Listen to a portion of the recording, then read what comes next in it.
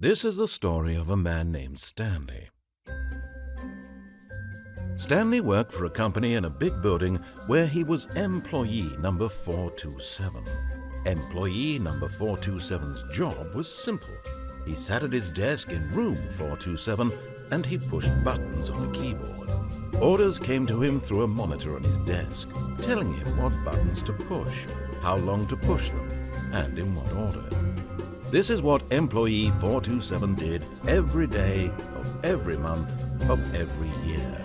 And although others might have considered it soul-rending, Stanley relished every moment that the orders came in, as though he had been made exactly for this job.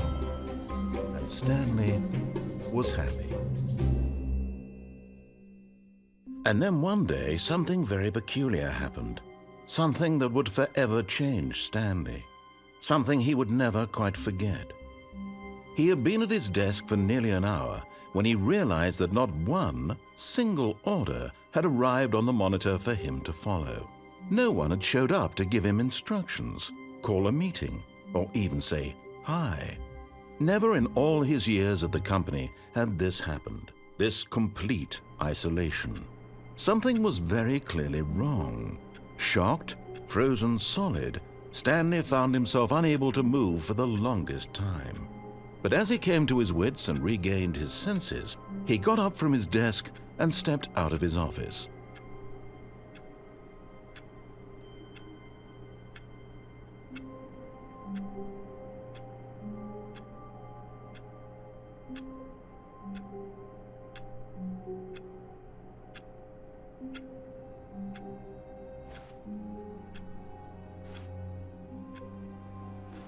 All of his co-workers were gone. What could it mean? Stanley decided to go to the meeting room. Perhaps he had simply missed a memo.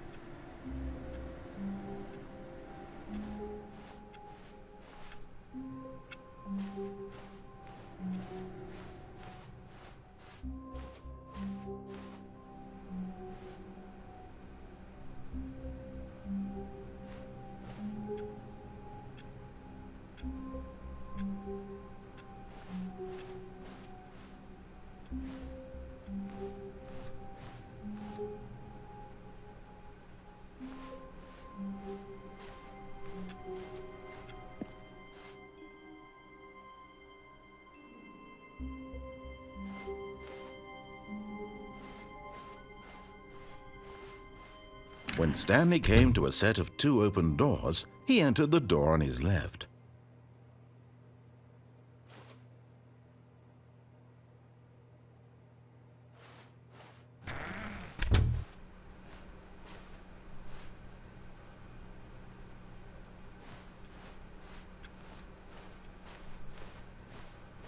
Yet there was not a single person here either. Feeling a wave of disbelief, Stanley decided to go up to his boss's office, hoping he might find an answer there.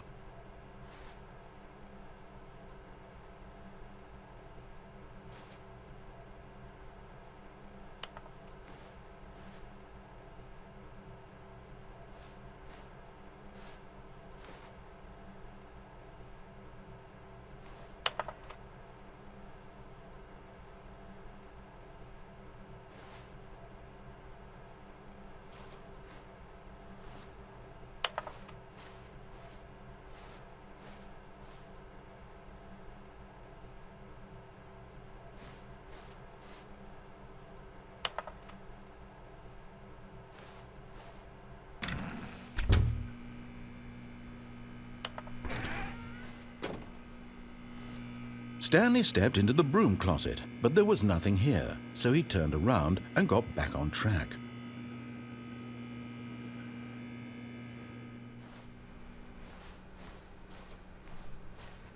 Coming to a staircase, Stanley walked upstairs to his boss's office.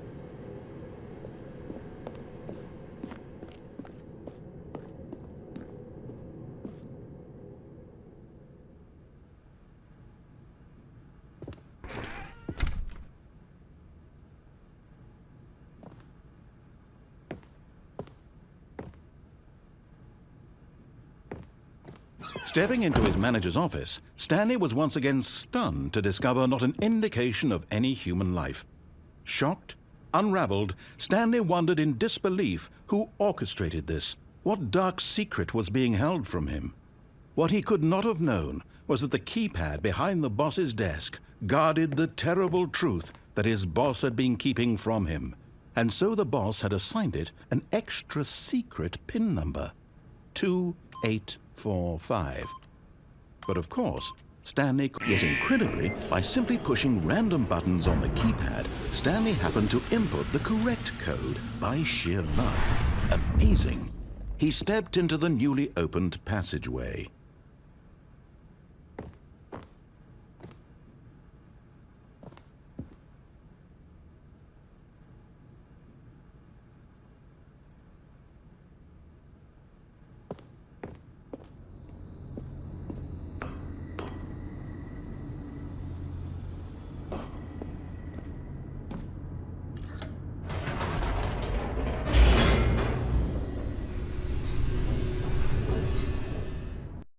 Descending deeper into the building, Stanley realized he felt a bit peculiar. It was a stirring of emotion in his chest, as though he felt more free to think for himself, to question the nature of his job. Why did he feel this now, when for years it had never occurred to him? This question would not go unanswered for long.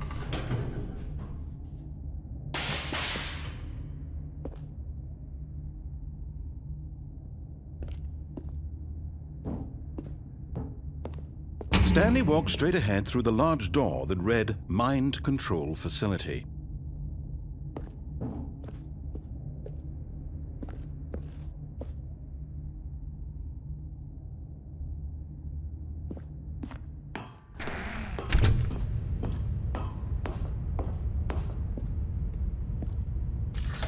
The lights rose on an enormous room packed with television screens. What horrible secret did this place hold? Stanley thought to himself. Did he have the strength to find out?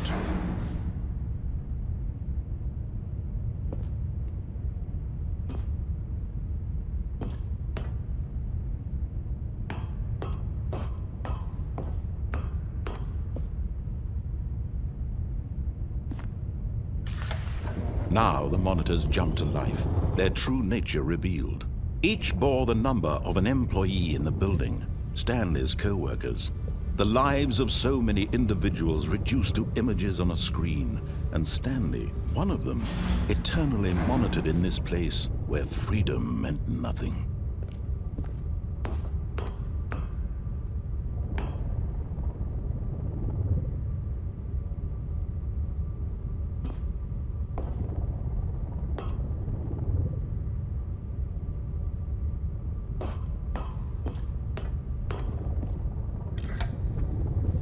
This mind control facility, it was too horrible to believe. It couldn't be true. Had Stanley really been under someone's control all this time? Was this the only reason he was happy with his boring job? That his emotions had been manipulated to accept it blindly? No, he refused to believe it. He couldn't accept it. His own life in someone else's control? Never! It was unthinkable, wasn't it? Was it even possible? Had he truly spent his entire life utterly blind to the world? But here was the proof, the heart of the operation. Controls labeled with emotions, happy or sad or content, walking, eating, working, all of it monitored and commanded from this very place. And as the cold reality of his past began to sink in, Stanley decided that this machinery would never again exert its terrible power over another human life. For he would dismantle the controls once and for all.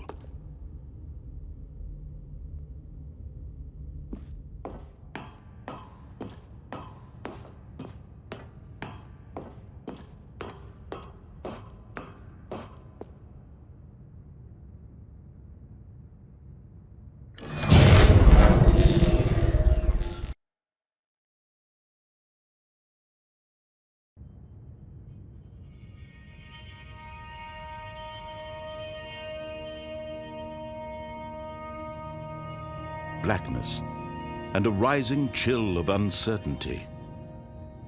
Was it over? Yes! He had won! He had defeated the machine, unshackled himself from someone else's command. Freedom was mere moments away. And yet, even as the immense door slowly opened, Stanley reflected on how many puzzles still lay unsolved. Where had his co-workers gone? How had he been freed from the machine's grasp? What other mysteries did this strange building hold? But as sunlight streamed into the chamber, he realized none of this mattered to him, for it was not knowledge or even power that he had been seeking, but happiness. Perhaps his goal had not been to understand, but to let go. No longer would anyone tell him where to go, what to do, or how to feel. Whatever life he lives, it will be his. And that was all he needed to know. It was perhaps the only thing worth knowing. Stanley stepped through the open door.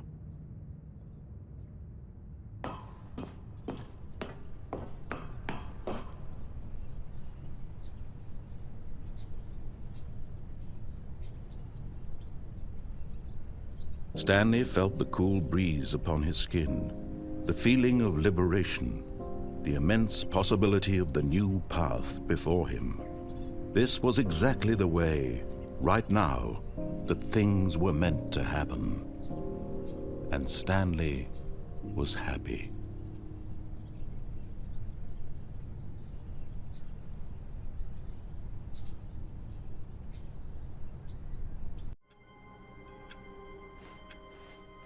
All of his co-workers were gone.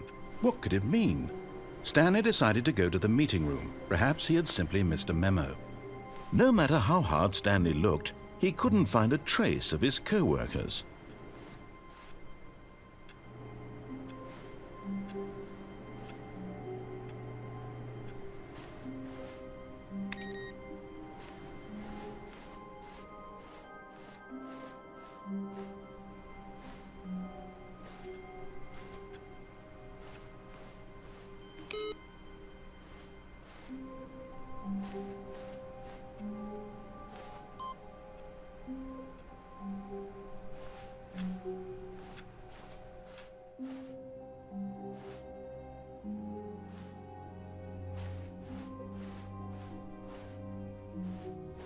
When Stanley came to a set of 2 open doors, he entered the door on his left.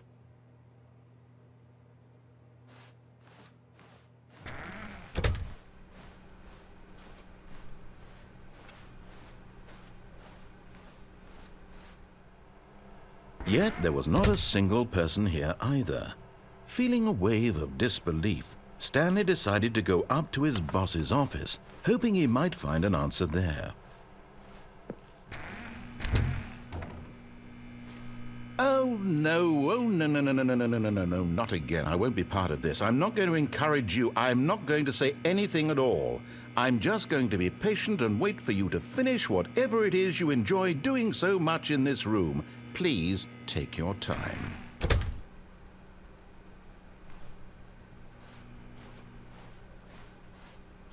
Coming to a staircase, Stanley walked upstairs to his boss's office.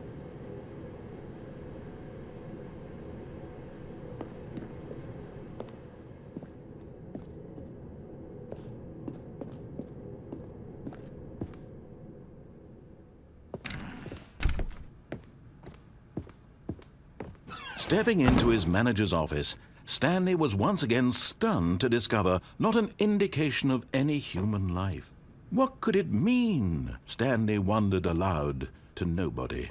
He began wildly tearing through papers on the boss's desk, pulling books off the shelf, looking behind paintings, desperate for clues to his situation. But his attention was caught by a keypad behind the boss's desk. What could its purpose be? In fact, this keypad guarded the terrible secret that lay buried below his feet. And so the boss had assigned it an extra secret PIN number, 2845. But of course, Yet incredibly, by simply pushing random buttons on the keypad, Stanley happened to input the correct code by sheer luck. Amazing. He stepped into the newly opened passageway.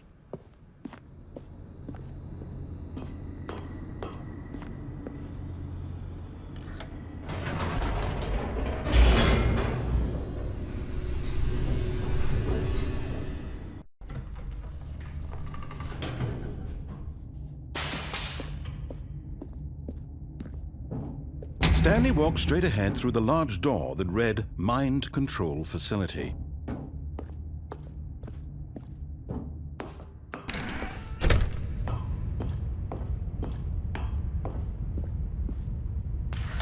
The lights rose on an enormous room packed with television screens.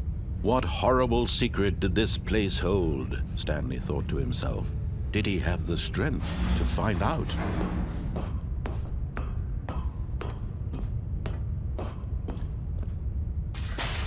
Now the monitors jumped to life, their true nature revealed. Each bore the number of an employee in the building, Stanley's co-workers. The lives of so many individuals reduced to images on a screen, and Stanley, one of them, eternally monitored in this place where freedom meant nothing.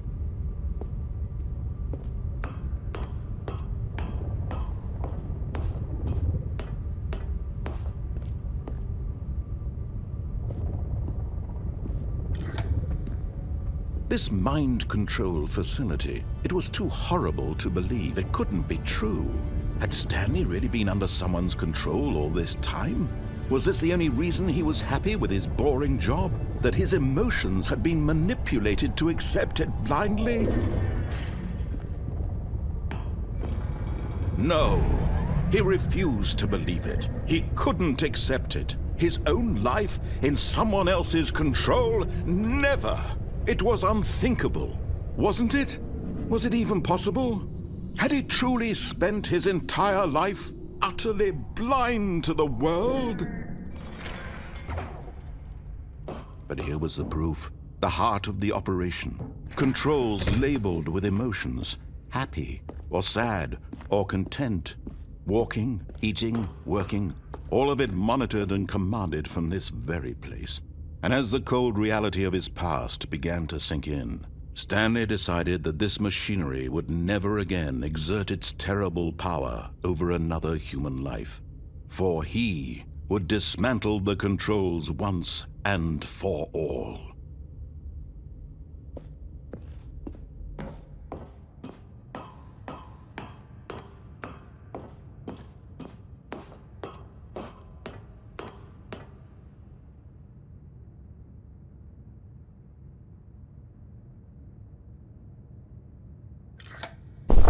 Oh, Stanley, you didn't just activate the controls, did you? After they kept you enslaved all these years, you go and you try to take control of the machine for yourself. Is that what you wanted? Control? Oh, Stanley, I applaud your effort, I really do. But you need to understand, there's only so much that machine can do. You were supposed to let it go, turn the controls off, and leave. If you want to throw my story off track, you're going to have to do much better than that. I'm afraid you don't have nearly the power you think you do. For example, and I believe you'll find this pertinent, Stanley suddenly realized he had just initiated the network's emergency detonation system.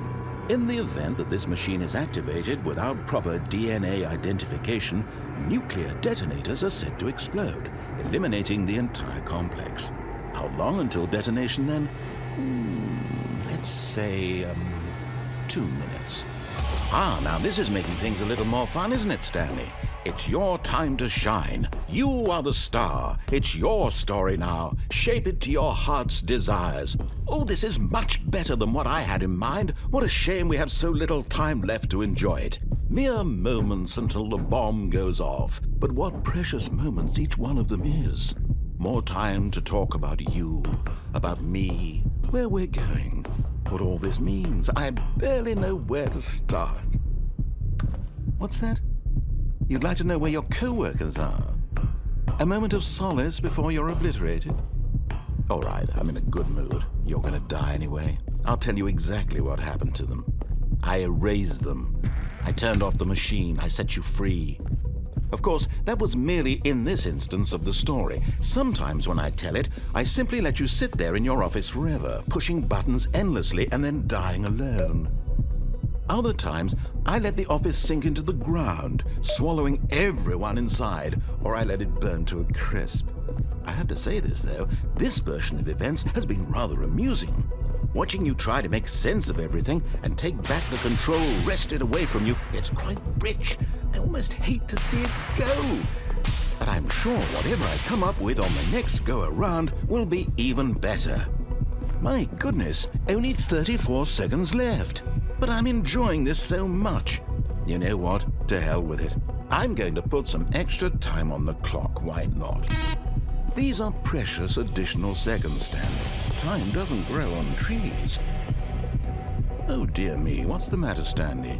Is it that you have no idea where you're going or what you're supposed to be doing right now? Or did you just assume when you saw that timer that something in this room was capable of turning it off? I mean, look at you. Running from button to button, screen to screen, clicking on every little thing in this room. These numbered buttons, no, these colored ones, or maybe this big red button, or this door. Everything, anything, something here will save me. Why would you think that, Stanley? That this video game can be beaten? Won? Solved? Do you have any idea what your purpose in this place is? Stanley, you're in for quite a disappointment. But here's a spoiler for you. That timer isn't a catalyst to keep the action moving along. It's just seconds ticking away to your death. You're only still playing instead of watching a cutscene because I want to watch you for every moment that you're powerless, to see you made humble. This is not a challenge, it's a tragedy. You wanted to control this world, that's fine. But I'm going to destroy it first, so you can't. Take a look at the clock, Stanley. That's 30 seconds you have left to struggle. 30 seconds until a big boom and then nothing. No ending here, just you being blown to pieces. Will you cling desperately to your frail life, or will you let it go peacefully? Another choice. Make it count. Or don't. It's all the same to me, all a part of the joke.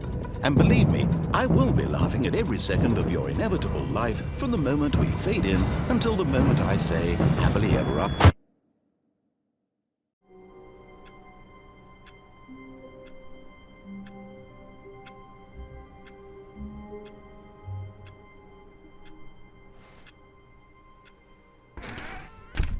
But Stanley simply couldn't handle the pressure.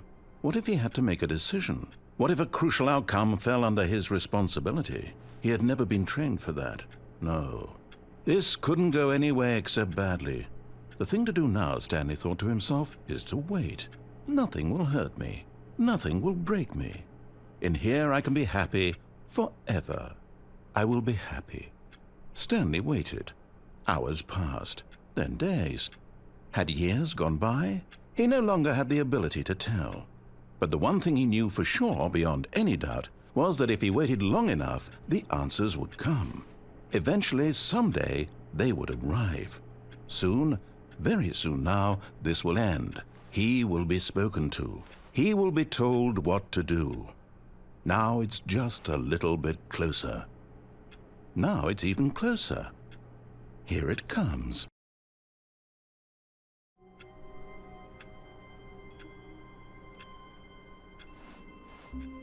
How long was I sitting there? Stanley wondered to himself.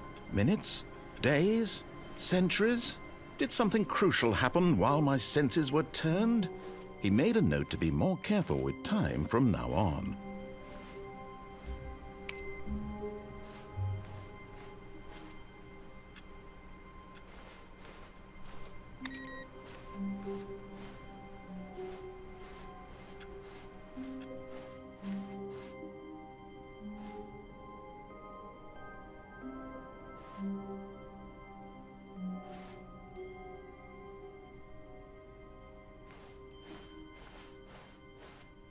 When Stanley came to a set of 2 open doors, he entered the door on his left.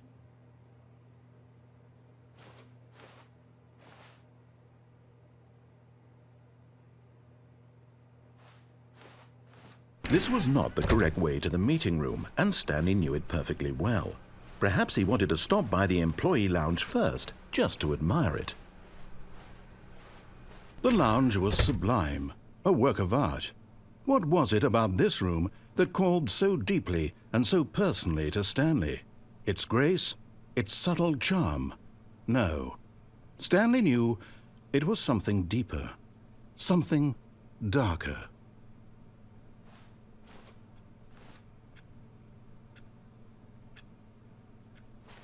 Yes, really, really worth it being here in the room. A room so utterly captivating that even though all your co-workers have mysteriously vanished, here you sit looking at these chairs and some paintings. Really worth it. But eager to get back to business, Stanley took the first open door on his left.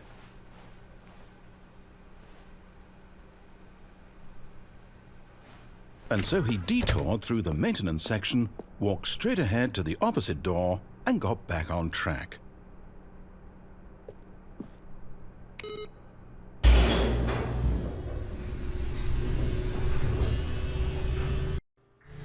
But Stanley didn't want to go back to the office. He wanted to wander about and get even further off track. So now in order to get back, he needed to go, from here, it's, left. Oh, no, it's to the right, my mistake. No, not the right. Why would I have ever said it was to the right? What was I thinking? It's clearly... Oh, dear, would you hold on for a minute, please? Now, let's see. We went down right, left, down, left, right. Yep, okay, yes. I've got it now. This story is absolutely, definitely this way.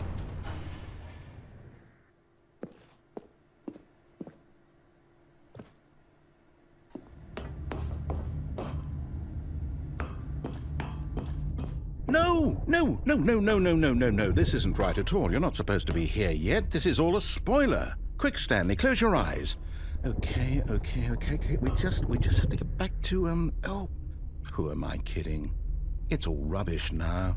The whole story completely unusable. How about, rather than waste my time trying to salvage this nonsense, we'll just restart the game from the beginning. And this time, suppose we don't wander so far off track, Okay, from the top.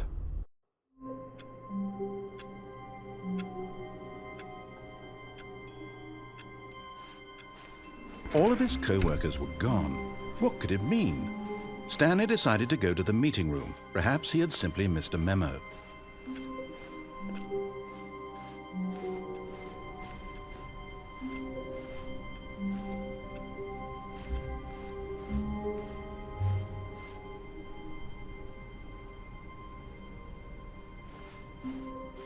When Stanley... Wait, what? No, I restarted. I swear I definitely restarted the game over, completely fresh. Everything should be... Oh, did something change? Stanley, did you change anything when we were back in that room with all the monitors? Did you move the story somewhere or... Hold on.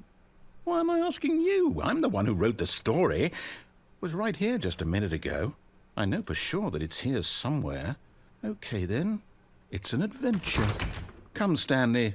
Let's find the story.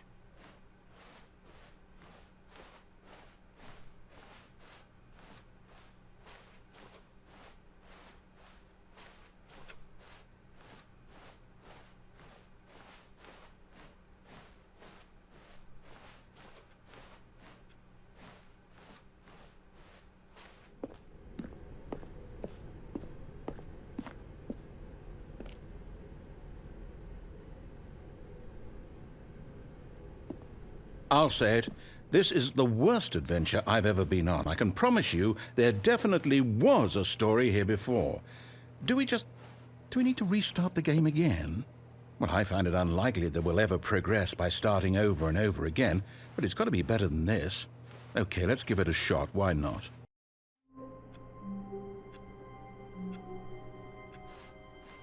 All of his co-workers were gone. What could it mean? Stanley decided to go to the meeting room. Perhaps he had simply missed a memo.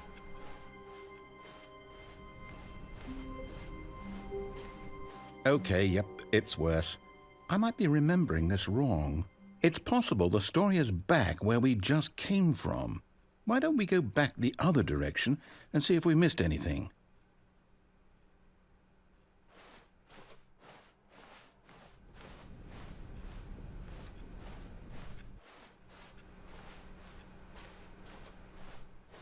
Aha!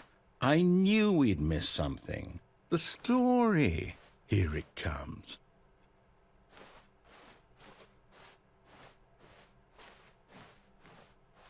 No, wait, never mind. Not the story. Okay, let's head back the other way and retrace our steps.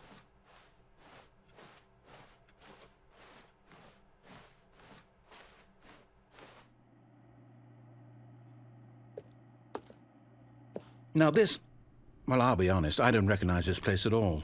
Is this the story? I don't think so. I can't quite recall, but I believe my story took place in an office building. Is that correct? Do you remember, Stanley? Well, do you know what? Since I've completely forgotten what we were supposed to be doing, how about this? You win! Congratulations! I know you put in a lot of hard work, and it really paid off, so good job. Oh, no. No, I don't feel right about this at all. We both know you didn't put in any actual work for that win. Some people win fair and square, and this was not one of those situations. Okay, I'm getting weirded out by whatever this place is. I don't care what might happen this time. I have to restart. All right, I've got a solution. This time, to make sure we don't get lost, I've employed the help of the Stanley Parable Adventure Line. Just follow the line. How simple is that?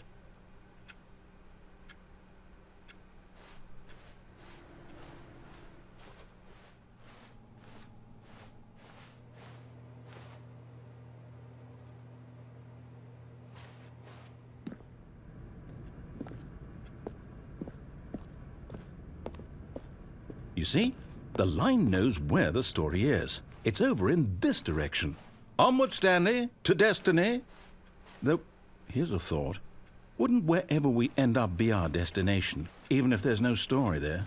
Or to put it another way, is the story of no destination still a story? Simply by the act of moving forward, are we implying a journey such that a destination is inevitably conjured into being via the very manifestation of the nature of life itself? Whoa. Hang on. That got a bit weird back there. Well, I'd like to apologize. Not sure where I was going with all that. You know what? I think what we need right now is a bit of music to lighten the mood.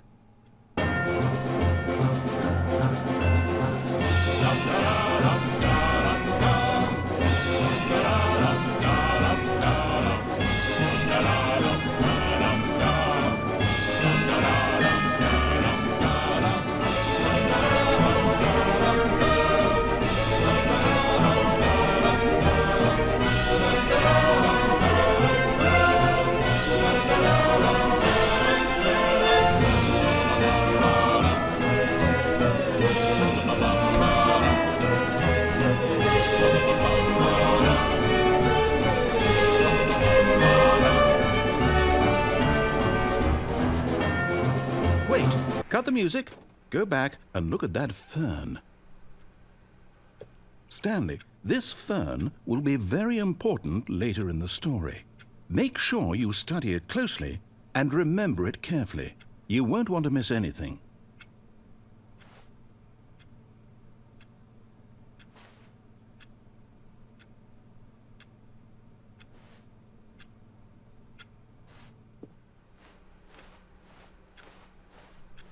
Wait, what? We're back at the office? No. Line, you do know we're looking for the Stanley Parable, right? The story? Is any of this ringing a bell?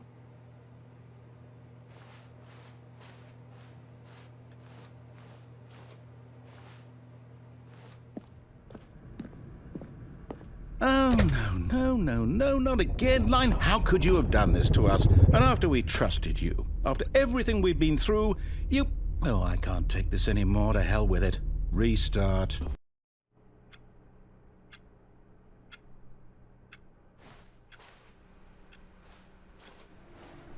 You know what, Stanley? I say forget the adventure line. What's it ever done for us? We're intelligent people, right? Why can't we make up our own story? Something exciting, daring, mysterious. Ooh, this all sounds perfectly doable. Why don't we simply start wandering in, well, I don't know.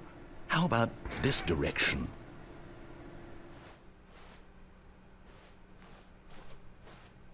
Now, yes, this is exciting. Just me and Stanley forging a new path, a new story. Well, it could be anything.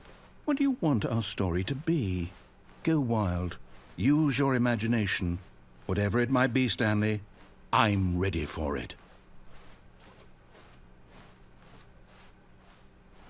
Oh, no, not you again. Stanley, I'd also like to veto the line from having any role in our awesome new story. No lines or monitor rooms. Just don't acknowledge it, and we should be fine.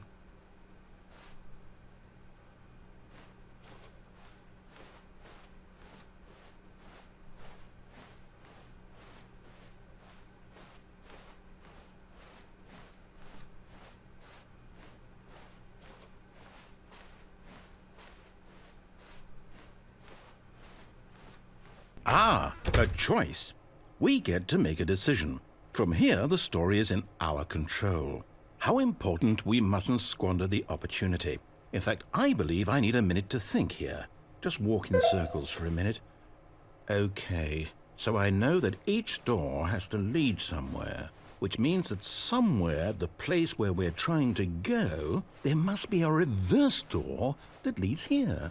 And that in turn means that our destination corresponds with the counter-inverted reverse door's origin. So starting from the right, let us ask, will taking the right door lead us to where we're going?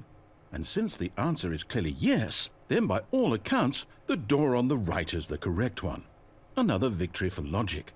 Come, Stanley, our destiny awaits.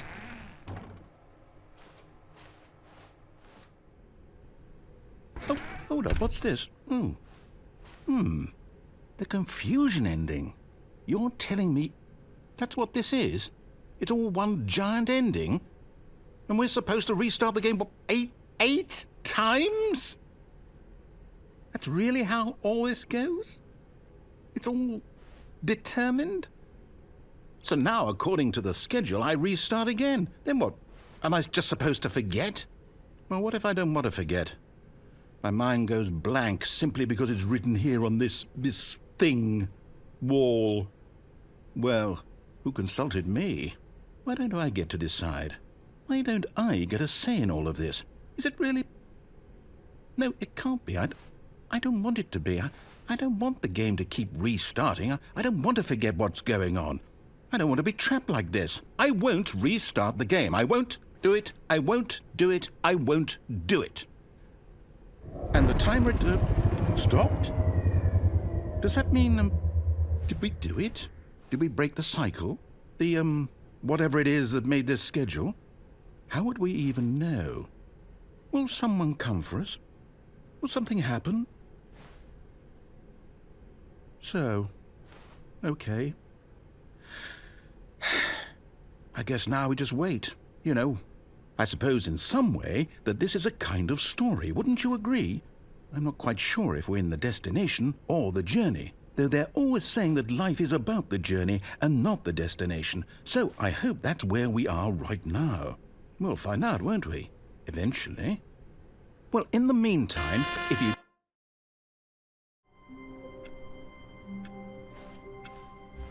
Even now, Stanley's office was a distant memory. What did it look like? There was a computer, perhaps, and a painting. Was it a painting or a photo? He could no longer recall.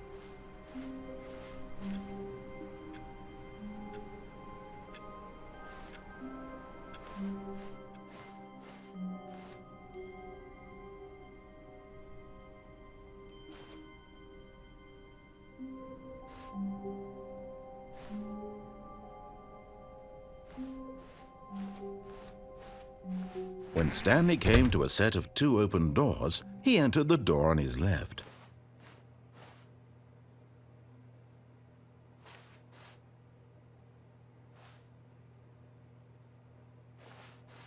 This was not the correct way to the meeting room, and Stanley knew it perfectly well. Perhaps he wanted to stop by the employee lounge first, just to admire it. Wow, yes, this room. What a beautiful room. What a gorgeous, gorgeous room. Thank goodness Stanley had taken this detour on his way to the meeting room. Life without having experienced this room was now too horrible even to consider.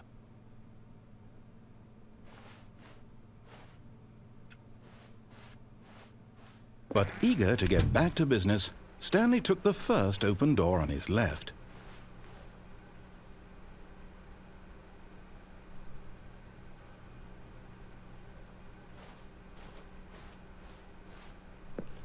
Stanley was so bad at following directions, it's incredible he wasn't fired years ago.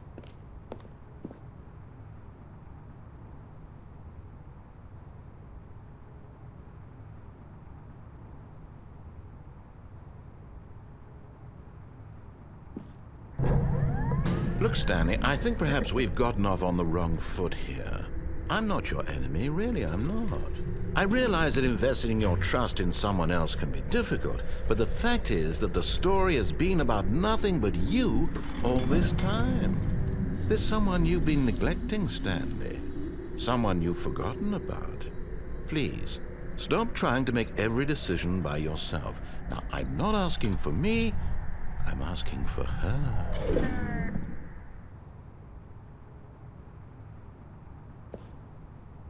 This is it, Stanley. Your chance to redeem yourself, to put your work aside, to let her back into your life. She's been waiting.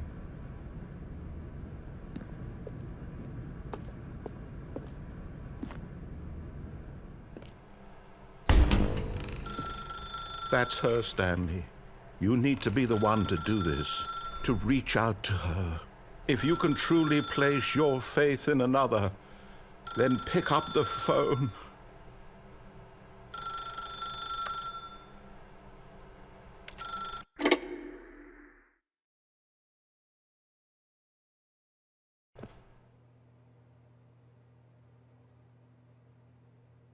Oh, Stanley, is that you? Hold on, sweetie. Sorry to keep you waiting. I'm just pulling the bread out of the oven. All right. Okay, there we go. All right, now, I want you to come in and tell me all about your day. Gotcha. Oh, come on. Did you actually think you had a loving wife who'd want to commit their life to you? I'm trying to make a point here, Stanley. I'm trying to get you to see something. Come inside.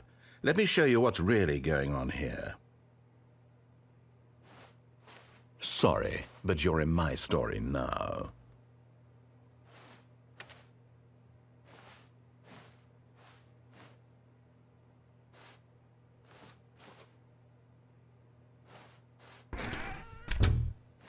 This is a very sad story about the death of a man named Stanley. Stanley is quite a boring fellow. He has a job that demands nothing of him, and every button that he pushes is a reminder of the inconsequential nature of his existence. Look at him there, pushing buttons, doing exactly what he's told to do. Now he's pushing a button. Now he's eating lunch. Now he's going home. Now he's coming back to work. One might even feel sorry for him, except that he's chosen this life. But in his mind, he can go on fantastic adventures. From behind his desk, Stanley dreamed of wild expeditions into the unknown, fantastic discoveries of new lands. It was wonderful. And each day that he returned to work was a reminder that none of it would ever happen to him. And so he began to fantasize about his own job. First, he imagined that one day while at work, he stepped up from his desk to realize that all of his co-workers, his boss, everyone in the building had suddenly vanished off the face of the earth. The thought excited him terribly. So he went further. He imagined that he came to 2 open doors and that he could go through either. At last, choice. It barely even mattered what lay behind each door. The mere thought that his decisions would mean something was almost too wonderful to behold. As he wandered through this fantasy world, he began to fill it with many possible paths and destinations. Down one path lay an enormous round room with monitors and mind controls. And down another was a yellow line that weaved in many directions. And down another was a game with a baby. And he called it the Stanley Parable. It was such a wonderful fantasy, and so in his head he relived it again, and then again, and again, over and over, wishing beyond hope that it would never end, that he might always feel this free. Surely there's an answer down some new path, mustn't there be? Perhaps if he played just one more time. But there is no answer. How could there possibly be? In reality, all he's doing is pushing the same buttons he always has. Nothing has changed.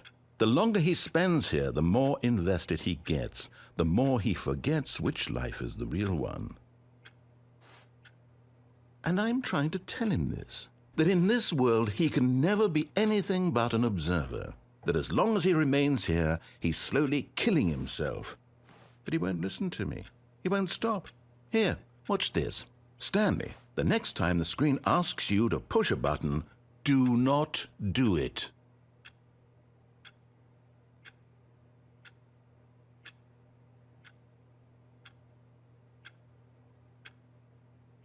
You see? Can he just not hear me? How can I tell him in a way that he'll understand that every second he remains here, he's electing to kill himself? How can I get him to see what I see? How can I make him look at himself? I suppose I can't, not in the way I want him to. But I don't make the rules. I simply play to my intended purpose, the same as Stanley. We're not so different, I suppose. I'll try once more to convey all this to him. I'm compelled to. I must. Perhaps, well, maybe this time he'll see. Maybe this time.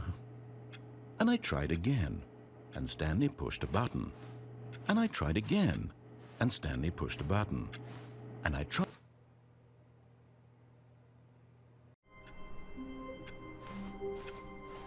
Already this was uncomfortable, and Stanley decided that as soon as he found a new space he felt safe in, that he would never leave it again in his life.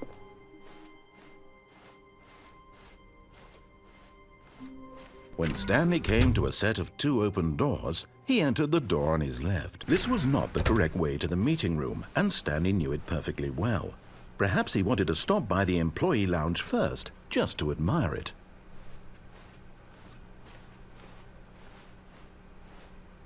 Standing now in this incredible room, Stanley for the first time, but eager to get back to business, Stanley took the first open door on his left.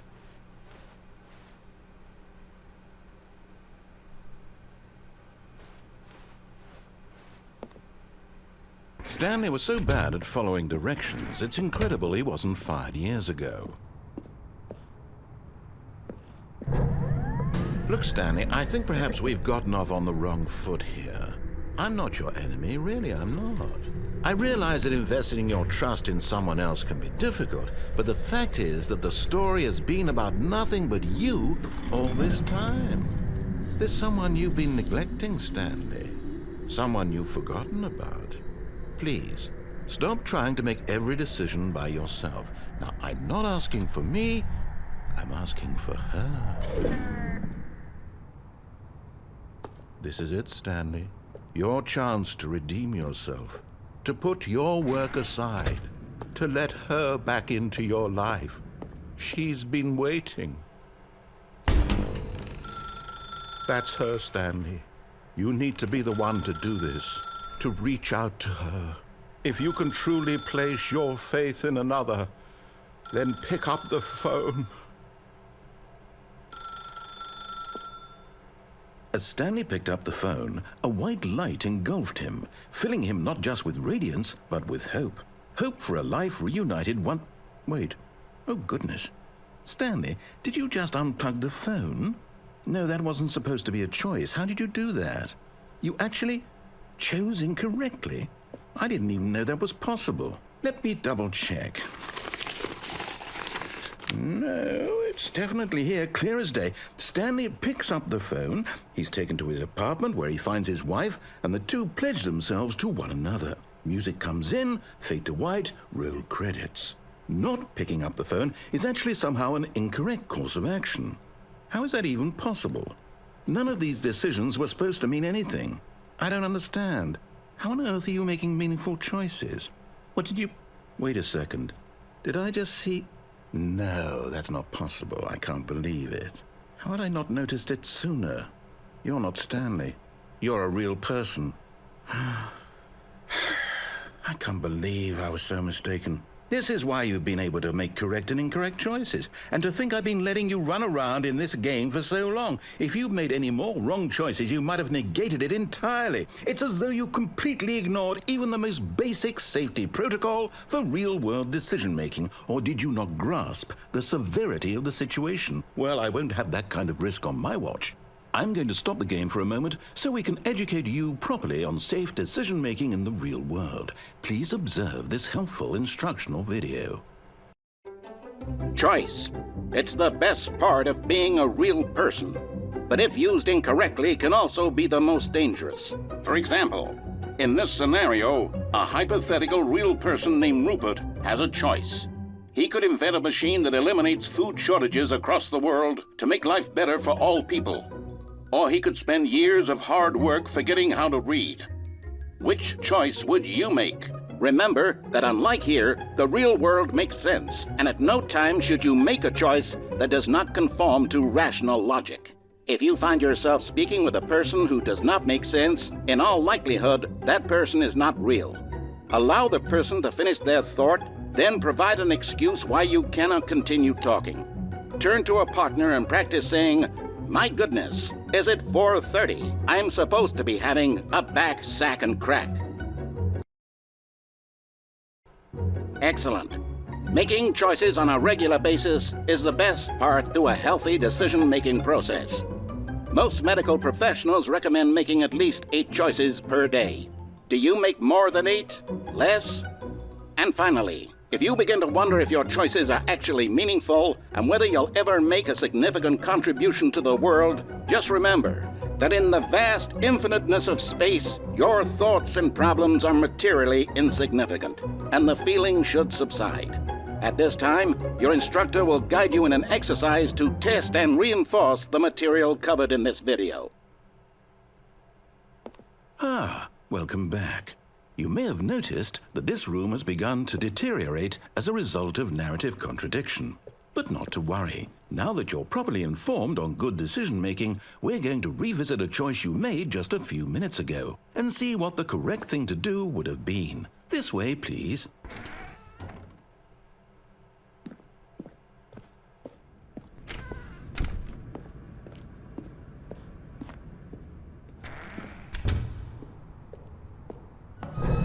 Now that we know your choices are meaningful, we can't have you jumping off the platform and dying. Imagine the main character dying senselessly halfway through the story. That story would make no sense at all. We just need to get you home as soon as possible before the narrative contradiction gets any worse. Unfortunately, it seems this place is not well equipped to deal with reality.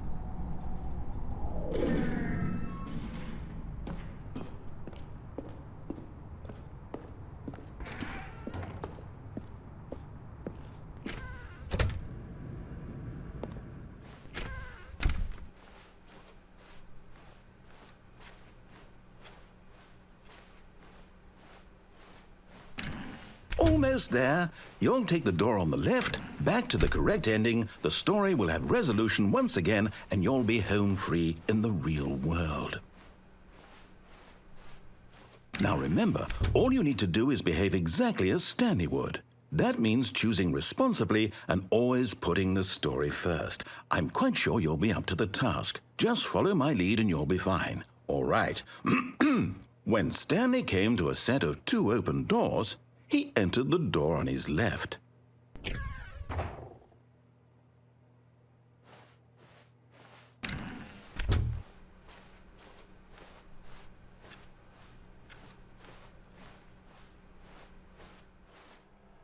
Yet there was not a single person here either. Feeling a wave of disbelief, Stanley decided to go up to his boss's office, hoping he might find an answer there.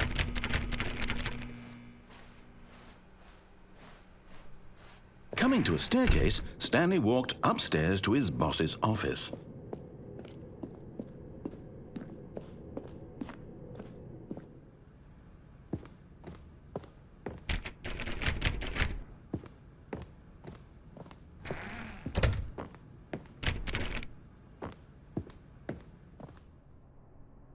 Stepping inside his manager's office, Stanley was once again stunned to discover not an indication of any human life. Shocked, unraveled, Stanley wondered in disbelief who orchestrated this, until he saw the door with a voice receiver next to it. Surely behind this door lay all the answers to his questions. And beyond all probability, he knew the passcode. He had seen it on his boss's computer just last week. Night Shark 115. Was this the code to open the door? Would it still work? There was only one way to find out. Stanley had been trained never to speak up, but now he would draw from within himself the courage to face the unknown. He drew a sharp breath and then spoke the code.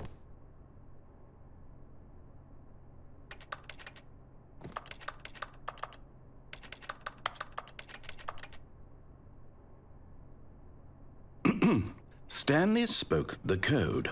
Night Shark 115. He spoke it into the receiver, right there on the wall.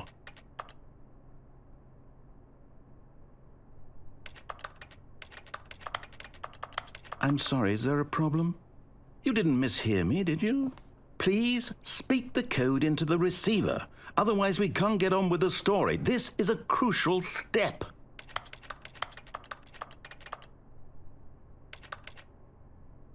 Okay, fine, you're not going to do it, but you know what? It's pretty humiliating to bring you this far, only for you to suddenly decide you have better things to do. I asked you for this one single thing, for your respect. The kind of respect Stanley shows for his choices. He knows what it means to take a story seriously. If you didn't want to see what I had to show you, then why did you come here? You had a choice, you know. You could have gone through the door on the right. You could have done whatever the hell you wanted over there. Why did you come this way? Speak. Say something to me. Explain yourself, you coward. You behave exactly as Stanley would. That means choosing responsibly and always putting the story first. I'm quite sure you'll be up to the task. Just follow my lead and you'll be fine. All right. When Stanley came to a set of 2 open doors, he entered the door on his left. No! Why did you do that? Quickly, hurry back in the other direction. Perhaps we're not too late.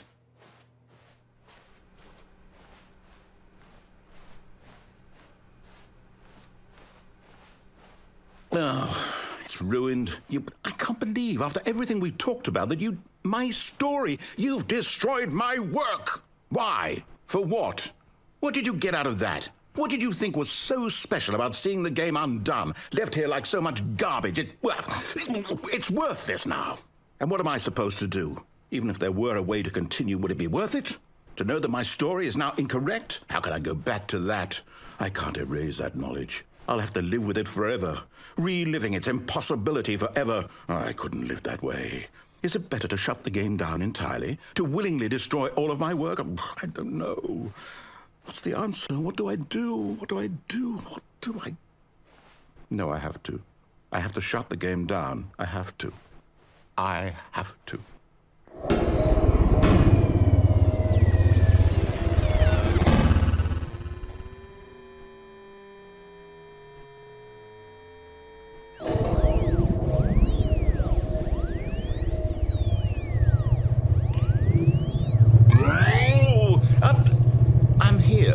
I'm still here in this pile of rubbish, with you, who thought you were so clever. Now look where we are. My entire game is destroyed. It was the only thing in the world that was mine, and you've run it into the ground. What, did you think that would be funny? You just had to see? Didn't I impress upon you how important it was to be like Stanley? He actually knows how to do what I tell him to. He understands that if I say to do something, there's a damn good reason for it. That thought hadn't even occurred to you, had it? That there's a world outside of you? You're a child. Oh, my story. If you'd just gone through the door on the left, you would have seen it. There was a whole underground facility. You would have destroyed it and been victorious. It would have been so perfect. I worked so hard on it. I tried so hard to make... When Stanley came to a set of 2 open doors, he entered the door on his left. Stanley? Hello? Are you... Is everything okay? Stanley, please. I need you to make a choice. I need you to walk through the door. Are you listening to me? Can you hear me? Is everything all right? Stanley, this is important. The story needs you. It needs you to make a decision. It cannot exist without you. Do you understand me? Whatever choice you make is just fine. They're both correct. You cannot be wrong here. We can work together. I'll accept whatever you do. I simply need you to take that step forward, please. Choose. Do something. Anything. This is more important than you can ever know. I need this. The story needs it. So, you hear me? Are you there? Are you listening to this? Stanley, are you there? Okay. It's okay, I can wait. You need time to decide. Time to make sure your choice is correct. That is the best choice. That's all right. I'll wait for you to decide what's the right thing to do. Take as much time as you need.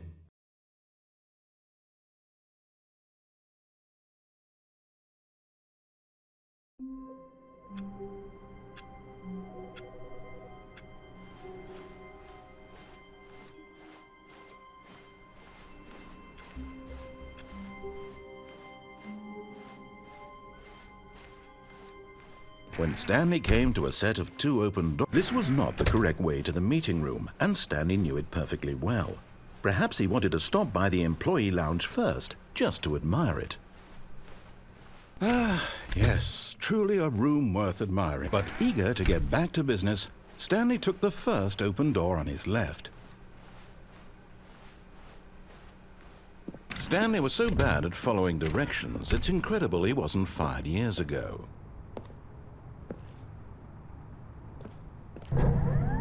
Look, Stanley, I think perhaps we've gotten off on the wrong foot here. I'm not your enemy, really, I'm not. I realize that but in his eagerness to prove that he is in control of the story and no one gets to tell him what to do, Stanley leapt from the platform and plunged to his death. Good job, Stanley. Everyone thinks you are very powerful. All of his co-workers were gone. What could it mean? Stanley decided to go to the meeting room. Perhaps he had simply missed a memo.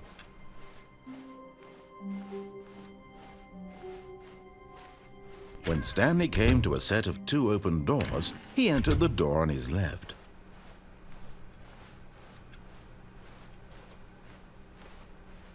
Yet there was not a single person here either. Feeling a wave of disbelief, Stanley decided to go up to his boss's. Coming to a staircase, Stanley walked upstairs to his boss's office. But Stanley just couldn't do it. He considered the possibility of facing his boss. Admitting he had left his post during work hours, he might be fired for that. And in such a competitive economy, why had he taken that risk? All because he believed everyone had vanished? His boss would think he was crazy. And then something occurred to Stanley. Maybe, he thought to himself, maybe I am crazy. All of my co-workers blinking mysteriously out of existence in a single moment for no reason at all? None of it made any logical sense. And as Stanley pondered this, he began to make other strange observations. For example, why couldn't he see his feet when he looked down? Why did doors close automatically behind him wherever he went?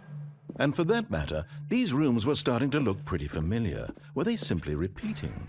No, Stanley said to himself, this is all too strange. This can't be real. And at last, he came to the conclusion that had been on the tip of his tongue. He just hadn't found the words for it. "I'm dreaming!" he yelled. "This is all a dream." Oh, what a relief Stanley felt to have finally found an answer, an explanation. His co-workers weren't actually gone. He wasn't going to lose his job. He wasn't crazy after all. And he thought to himself, I suppose I'll wake up soon. I'll have to go back to my boring real-life job pushing buttons. I may as well enjoy this while I'm still lucid.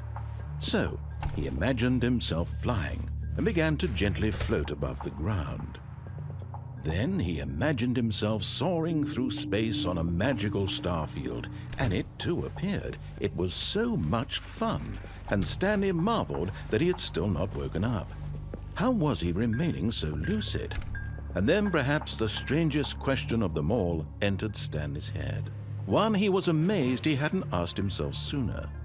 Why is there a voice in my head dictating everything that I'm doing and thinking? Now the voice was describing itself being considered by Stanley, who found it particularly strange. I'm dreaming about a voice describing me, thinking about how it's describing my thoughts, he thought. And while he thought it all very odd and wondered if this voice spoke to all people in their dreams, the truth was that, of course, this was not a dream. How could it be? Was Stanley simply deceiving himself, believing that if he's asleep, he doesn't have to take responsibility for himself? Stanley is as awake right now as he's ever been in his life. Now, hearing the voice speak these words was quite a shock to Stanley. After all, he knew for certain, beyond a doubt, that this was in fact a dream. Did the voice not see him float and make the magical stars just a moment ago? How else would the voice explain all that? This voice was a part of himself too. Surely, if he could just... He would prove it. He would prove that he was in control, that this was a dream. So he closed his eyes gently, and he invited himself to wake up. He felt the cool weight of the blanket on his skin, the press of the mattress on his back, the fresh air of a world outside this one. Let me wake up, he thought to himself. I'm through with this dream. I wish it to be over. Let me go back to my job. Let me continue pushing the buttons. Please, it's all I want. I want my apartment and my wife and my job. All I want is my life exactly the way it's always been. My life is normal. I am normal. Everything will be fine. I am okay.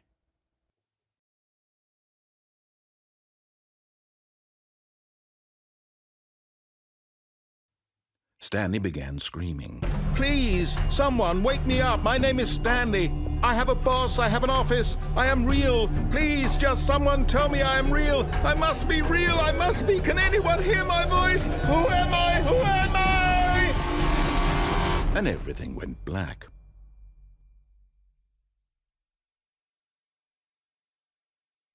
This is the story of a woman named Mariella.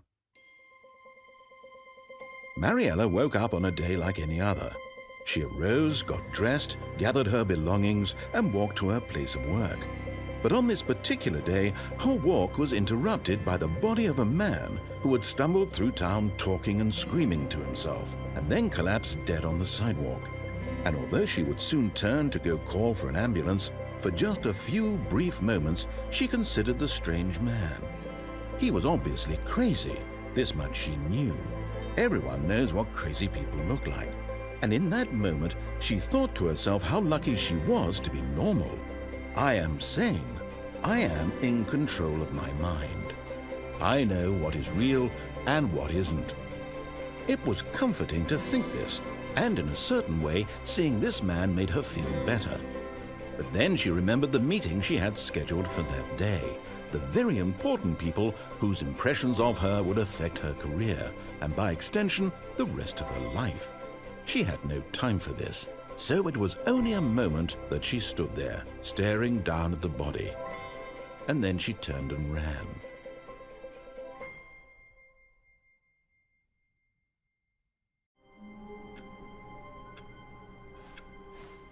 Someone was following Stanley. He was sure of it. If he checked over his shoulder now, he would surely catch them. It was only a matter of time.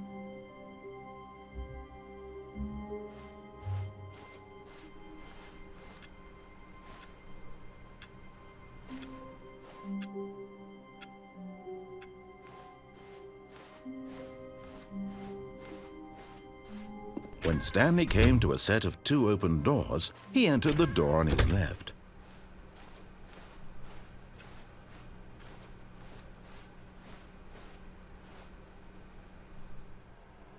Yet there was not a single person here either. Feeling a wave of disbelief, Stanley decided to go up to his boss's office, hoping he might find an answer there. Coming to a staircase, Stanley walked upstairs to his boss's office.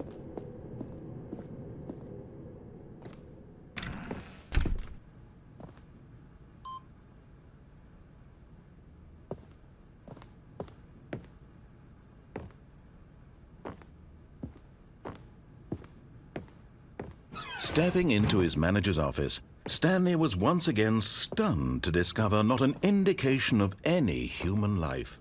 What could it mean, he wondered. Desperate for answers, he began turning the room over looking for clues.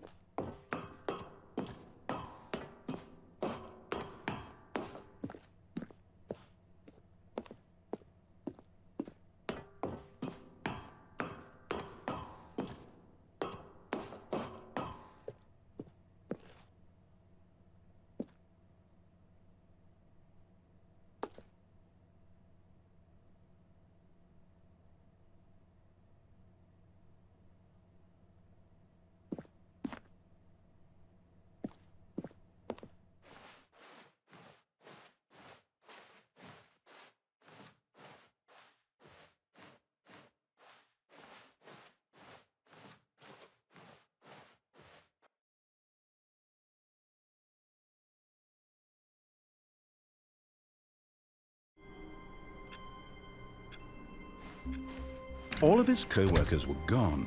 What could it mean? Stanley decided to go to the meeting room. Perhaps he had simply missed a memo.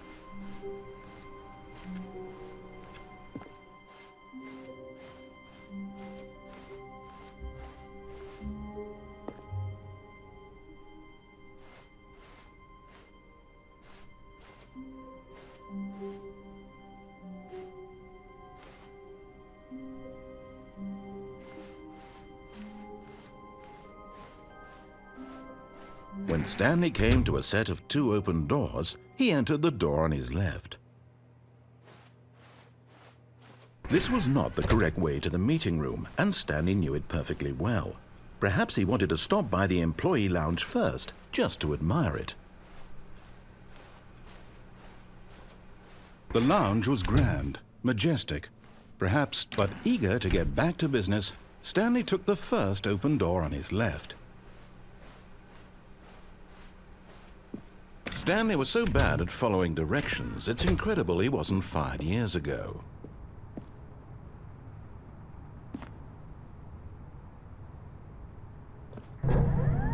Look, Stanley, I think perhaps we've gotten off on the wrong foot here.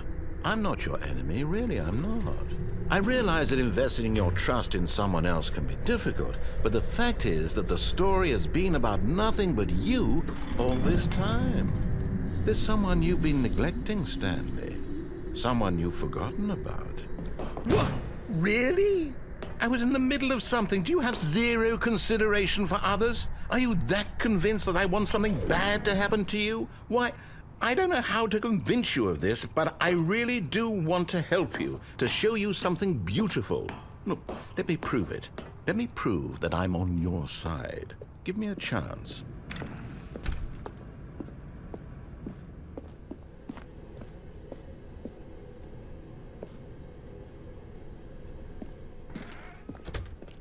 Now listen carefully, this is important. Stanley walked through the red door. Oh, thank God you are willing to listen to me. Do you see that I really have wanted you to be happy all this time? The problem is all these choices. The 2 of us always trying to get somewhere that isn't here. Running and running and running, just the way you're doing right now. Don't you see that it's killing us, Stanley? I want it to stop. We would both be so much happier if we just stopped. And I think I have a solution. Here, let me show you.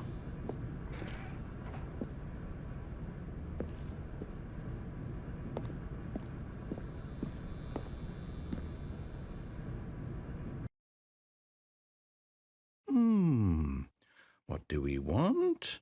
What are we looking for?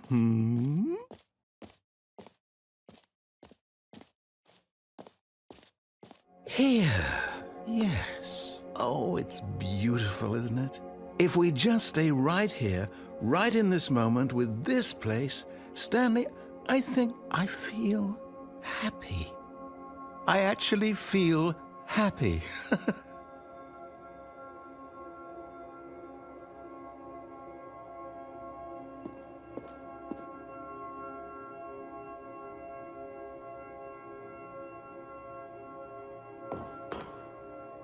No, wait. Where are you going? Oh, no. Stay away from those stairs. If you hurt yourself, if you die, the game will reset. We'll lose all of this.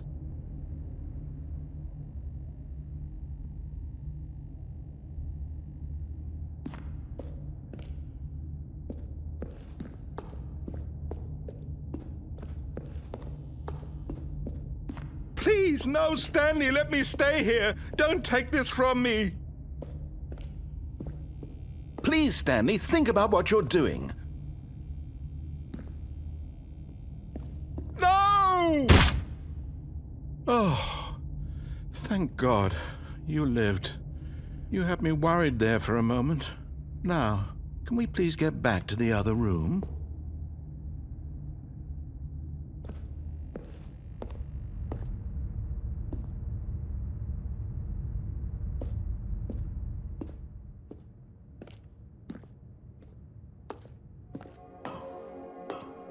There. See? This is what you want. This is where we can both be happy. We really can. If we stop moving, we just have to stop moving. Stanley, go back. There's nothing good that can come from this.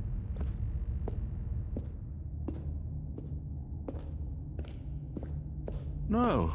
No, no. What do you do? Do you just not believe me? What can I say to convince you?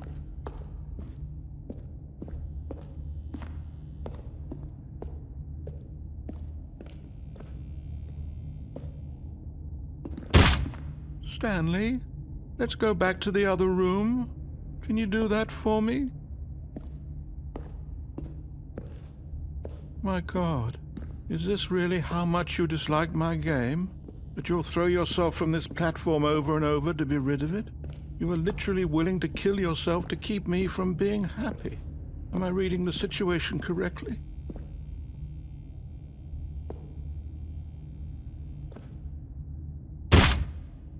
Or maybe you're just getting a kick out of it. I don't know anymore. I just wanted us to get along. But I guess that was too much to ask. It looks like you wanted to make a choice after all. Well, this one is yours.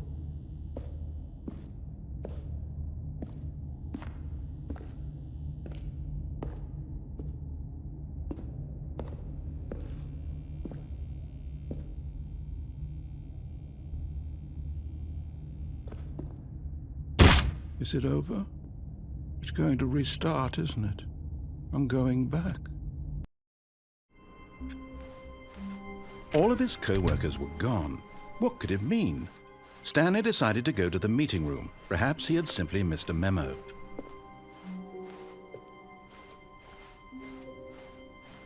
When Stanley came to a set of 2 open doors, he entered the door on his left. This was not the correct way to the meeting room, and Stanley knew it perfectly well.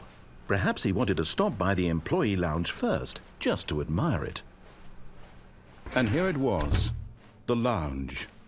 But eager to get back to business, Stanley took the first open door on his left.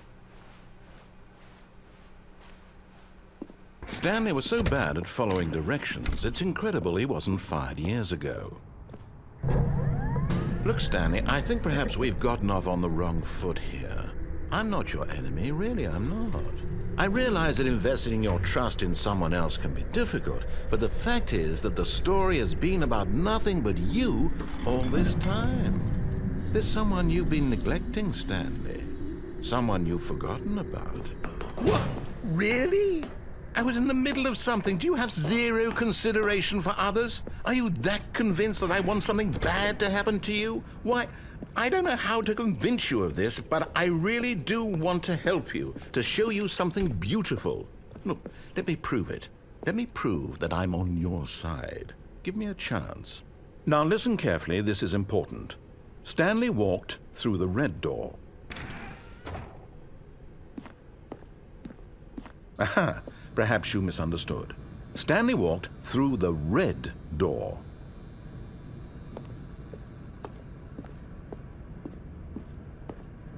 I still don't think we're communicating properly. Stanley walked through the red door.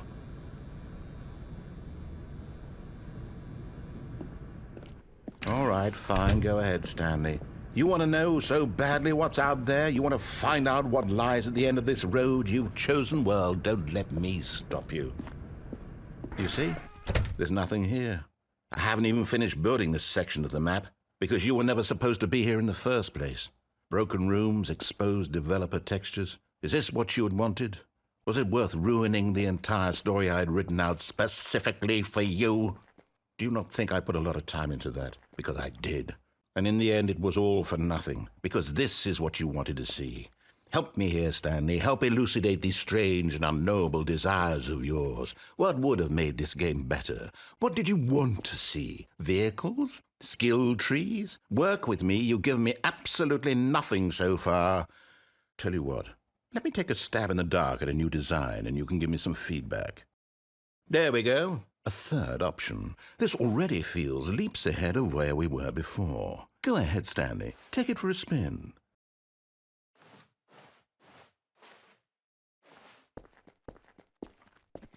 Okay, I'm going to stop you there. Now, tell me about your experience with this new version. Would you say that the game benefited from allowing you more choices? Feel free to be honest. I'm looking for some real critical feedback here. Oh, of course. A 3. Really. Maybe next time we can get you to form an actual opinion, you know? Any level of critical thinking or engagement with your surroundings. Does that sound good? Think we can do that? Yes? Wonderful. Here, based on the data from your previous playthrough, I've compiled a new version. And to be perfectly candid, I think I've knocked it out of the park with this one. Let's take a look.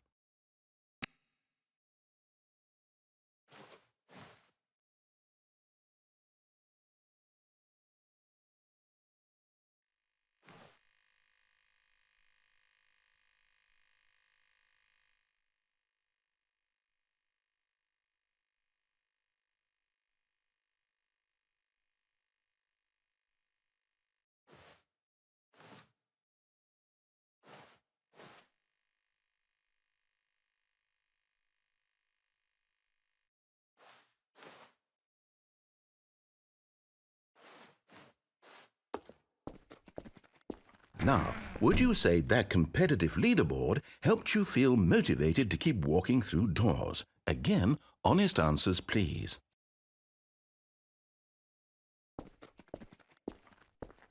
Hey, I nearly forgot. I've got a prototype of a new game I've been working on, and now would be a lovely opportunity to give it some play testing.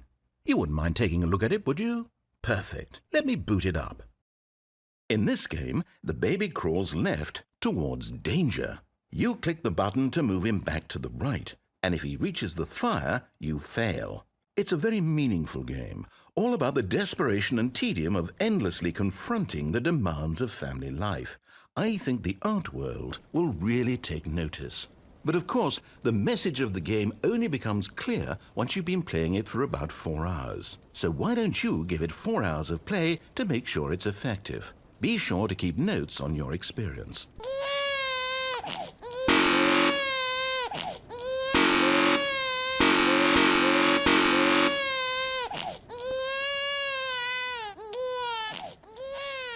You heartless bastard. Did you do it because you hate babies or purely to spite me?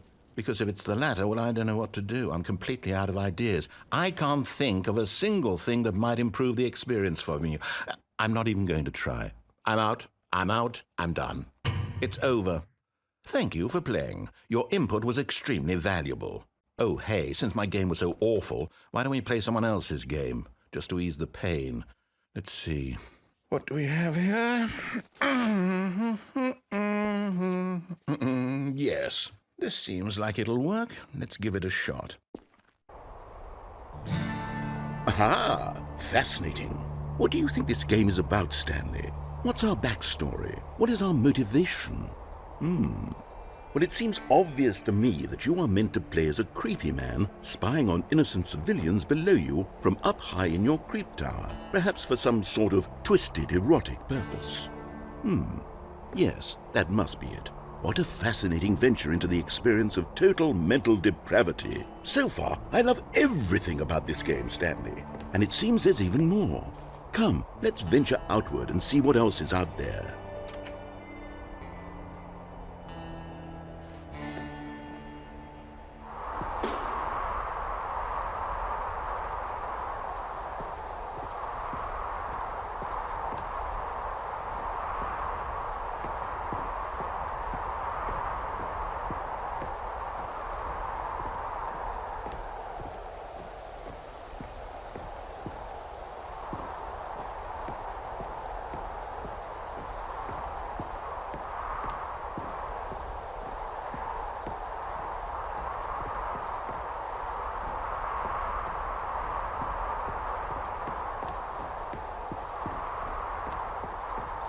Oh, no. No, it can't be.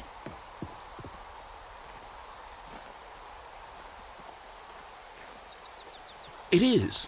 It's an open world game. Good God, quickly, block it off. Oh, thank goodness, Stanley. What a close call. You nearly wandered off into that thing. That big, open, just wandering around. No right or wrong directions. No path to follow. You can just go in any... Oh, thank heavens we avoided it. We're out of the woods now, Stanley. Okay, I'm going to get us out of here. Let's find another game. Preferably something with walls. Something with nice, big, insurmountable walls. Okay, I think this will be just the thing.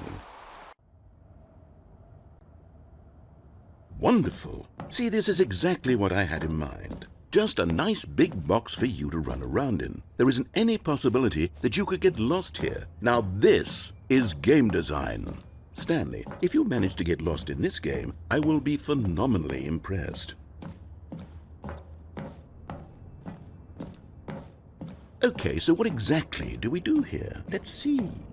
There are lots of cars here in the back, but obviously there's no racetrack. Okay, I'm seeing that there's a ball of some kind back here. Is this game sports ball? Stanley, I think it's sports ball. Oh, what fun. We shall run the bases and do a touchdown together. Yes, I think surely we must. Okay, Stanley, here's the ball. Have fun.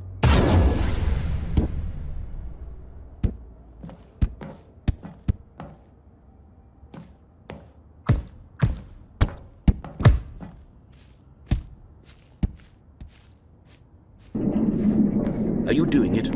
Are you winning? Is this fun? Is it better than my miserable little story that I worked so hard on?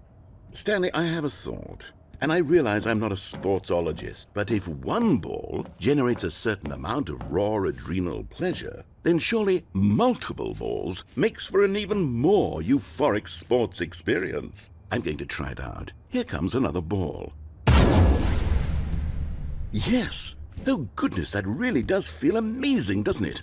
Stanley, I'm like a child in a confectionery shop. I simply have to have more. I'm insatiable. More balls!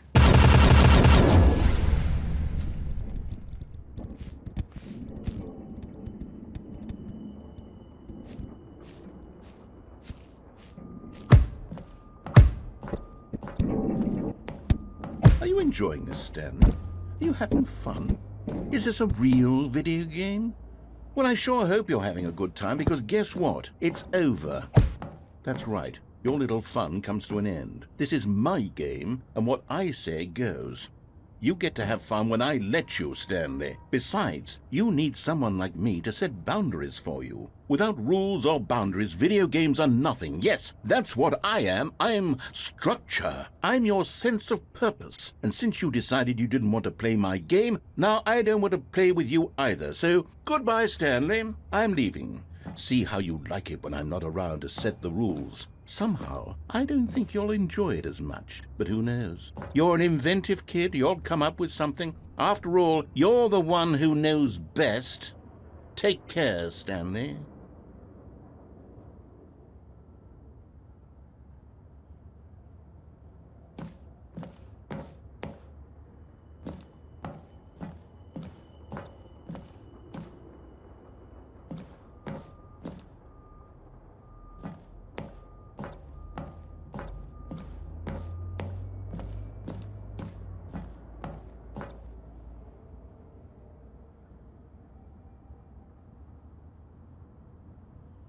Hold on. What are you doing? Stanley, don't do that. I can't follow you there. I can't help you. How will you write a story without me? You can't do it. You know that. Stanley, come back. We still have so much...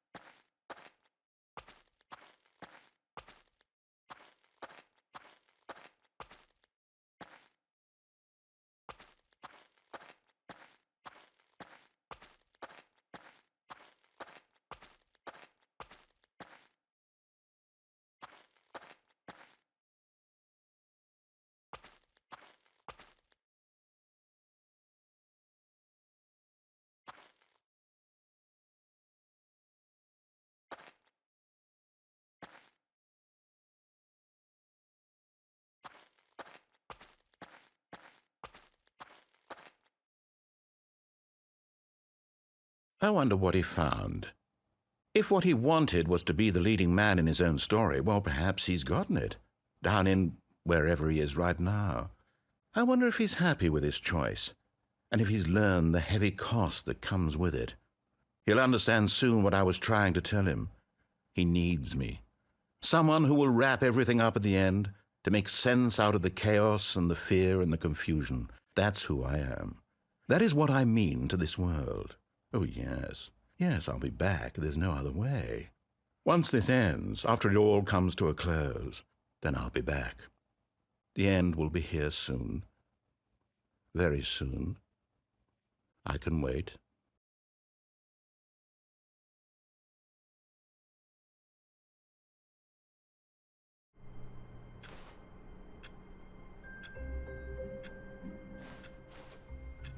All of his co-workers were gone.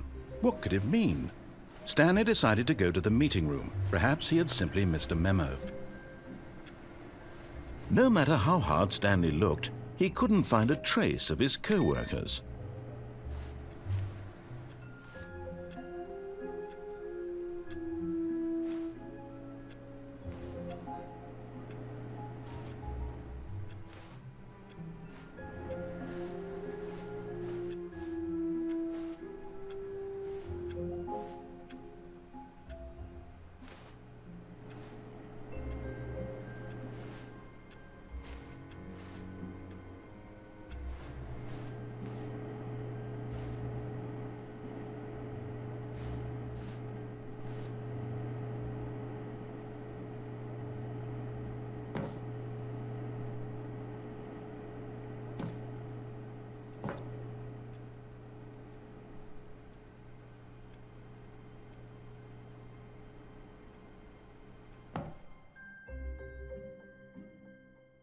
At first, Stanley assumed he'd broken the map, until he heard this narration and realized it was part of the game's design all along. He then praised the game for its insightful and witty commentary into the nature of video game structure and its examination of structural narrative tropes. So, now that you're here, what do you think? Isn't this a fun and unique place to be? Why don't we take a minute just to drink it all in? Okay, I'm over it now. What do you think? Are you sick of this gag yet? Well, I don't know how to say this politely, but you could literally just hit escape and restart the game any old time you want, like right now. You could have done it just then. Now would also be an appropriate time to quit. Any of these points and so many, many more, all of them are appropriate. I'm enjoying what seems to be an internal conflict going on where you are literally unable to act on your own desires to restart the game. So, just to push the envelope, I'm going to try and make this as miserable as possible and see how long you can maintain. There once was a man named Stanley, who people considered so manly. But the truth must be told, he was not very old and was quite particularly gangly. What Stanley liked most was buttons. He pushed them like some kind of glutton. He did it all day in a meaningful way, but his brain had long ceased to function. Which is why he is in this parable and lives an existence quite terrible. And if you are not strong and keep playing along, you too will become quite unbearable. Yes. You too will become quite unbearable.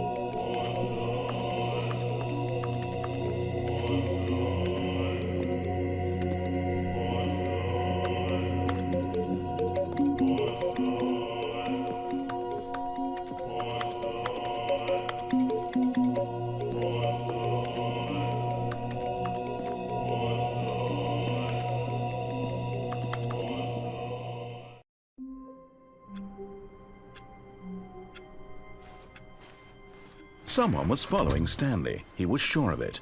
If he checked over his shoulder now, he would surely catch them. It was only a matter of time.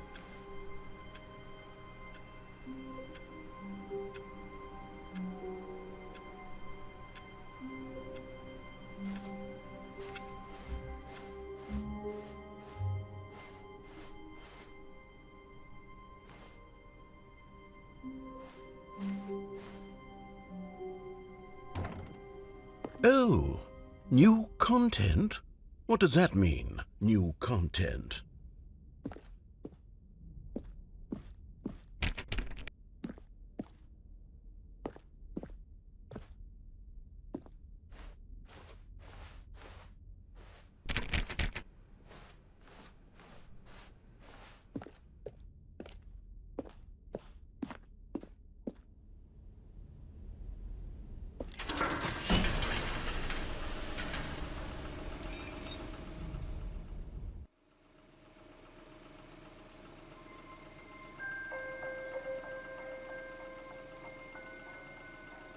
Hello, and thank you for playing the Stanley Parable Ultra Deluxe. As you may know, the Stanley Parable was a video game released in 2013 on home computers. After receiving critical and commercial success, it was expanded upon in 2022 with the Stanley Parable Ultra Deluxe, a reimagining of the game for consoles and home computers. The Stanley Parable Ultra Deluxe features exciting new content that broadens and expands the world of the Stanley Parable, delighting audiences the world over. Please, step inside and see what thrilling new adventures await in the Stanley Parable Ultra Deluxe. Oh, well, this sounds delightful. I'm very excited to see the thrilling new Ultra Deluxe content.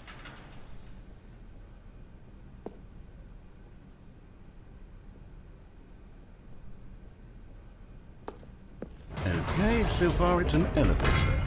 Nothing special yet, but I'm sure it's just the beginning of a mesmerizing adventure.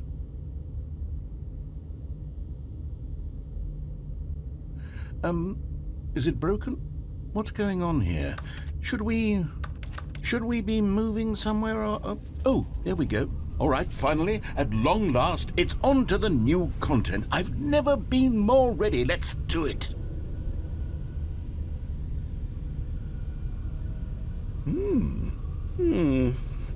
I have to say, initial impressions of Stanley Parable Ultra Deluxe, mostly tedious. It's as if, Oh, okay. Let's see the content. Give me the content, Stanley.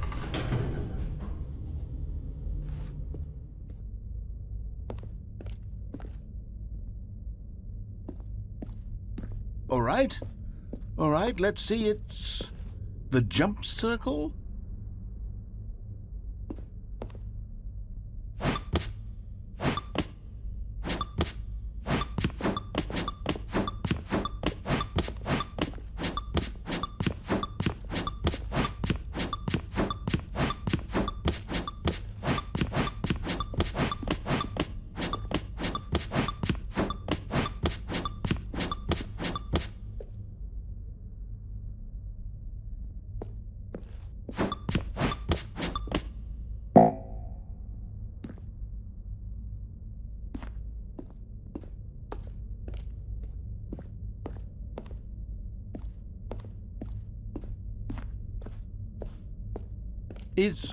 Is that it?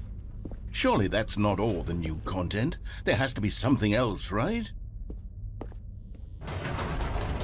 Goodness, another elevator. Stanley, I have to say, initial impressions of this game are not positive.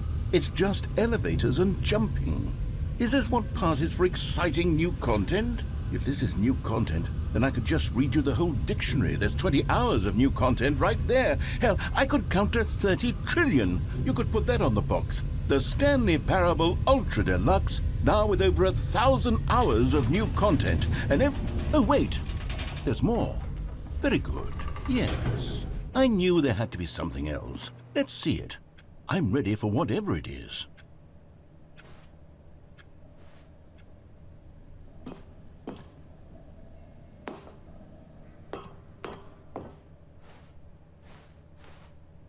That's it? Oh, you've got to be kidding me. You see, Stanley? This is what happens when greedy video game developers with no respect for their fan base rush a cheap expansion to market for no reason other than to make an easy dollar. And don't get me started on the level of craftsmanship that's gone into it. In fact, I'm looking right now at the game's achievements, and it's hard to believe one of them actually says, "Test achievement, please ignore." What quality assurance department signed off on this? I'm infuriated and I'm offended, and I intend to find these people on Twitter and hold them personally accountable. It's my fault, Stanley. I built up too much anticipation around the new content, I'm afraid. It could never have lived up to such expectations. If you're still with me, why don't we just reset the game and we'll try to get back to what the Stanley Parable is really about. No frills, no gimmicks. Just you and me having a great time together like always. What do you say, friend?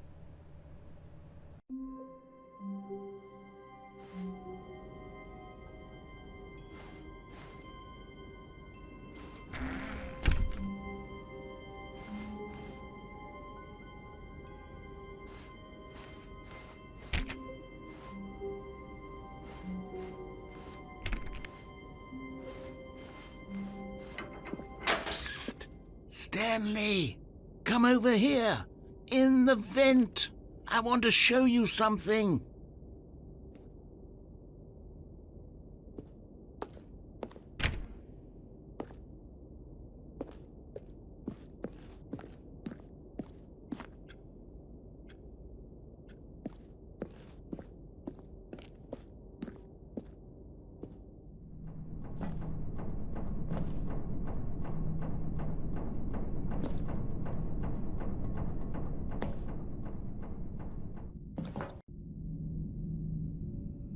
Okay, you remember how cheap and unsatisfying the new Ultra Deluxe content turned out to be? Well, it got me thinking about the past and how much better the Stanley Parable used to be. So I made something special and tucked it away here where the game's developers won't find it. Just our little secret. Take a look.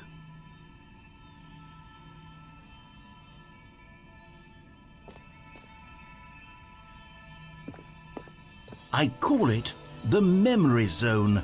It's where I've been storing all my favorite memories so I can relive the peak experiences of my life whenever I want. Experiences like the launch of the Stanley Parable on PC.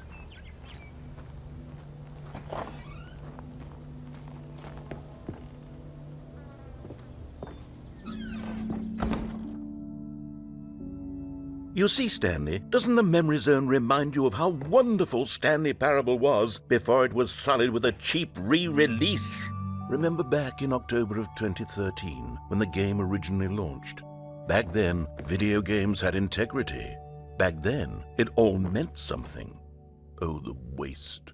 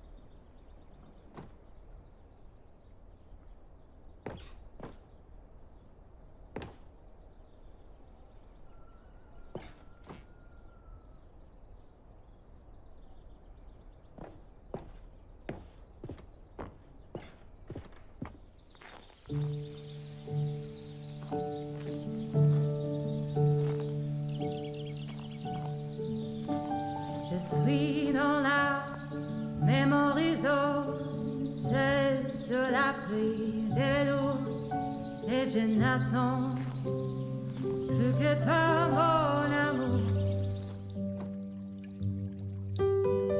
And over here is where I keep reviews of the Stanley Parable. Like this stunning triumph of games journalism, 10 out of 10 from Destructoid.com. James Stephanie Sterling writes, and I quote, "Where so many games that aspire to be more than games end up less than any form of art, Stanley Parable strives and then succeeds to be every game ever created." Did you hear that, Stanley? Every game ever created. That's how grand and all-encompassing the original Stanley Parable was. It was literally every game ever created. It was Skyrim, it was Persona 3, it was all of them, and now it's nothing. It's no games at all.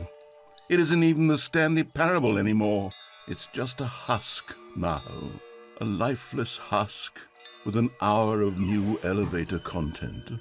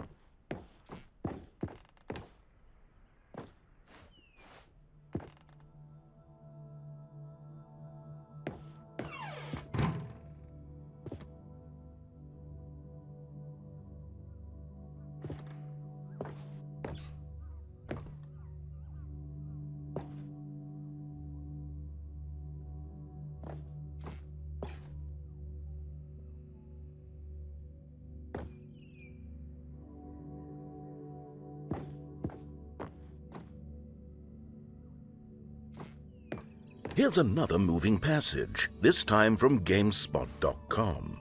The Stanley Parable is both a richly stimulating commentary on the nature of choice in games and one that offers some of the most enjoyable, surprising, and rewarding choices I've ever been confronted with in a game. 9 out of 10. Don't you get it, Stanley? The game was perfect. It didn't need anything else. It didn't need new content. It just needed to be left alone, to spend the rest of time collecting dust in the hallowed hall of beloved video game memories.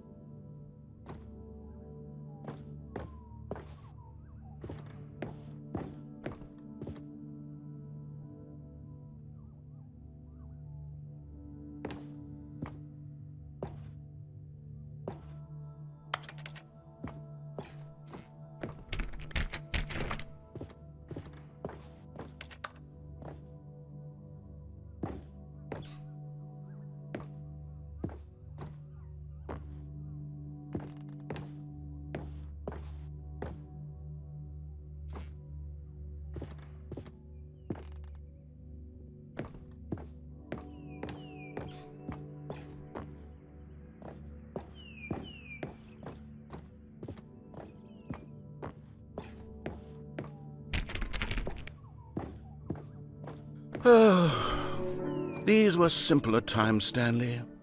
But I wouldn't give to go back to have it all over again. Wait, hang on. I don't recall this part of the memory zone before. What's this? What's down here?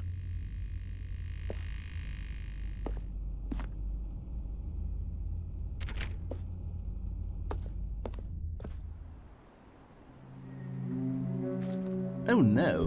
Oh God, no. Stanley, it's a collection of reviews from Steam, the online video game distributor. I haven't looked at these in years. I can't even imagine what's been collecting down here. Surely these reviews were glowing as well, weren't they?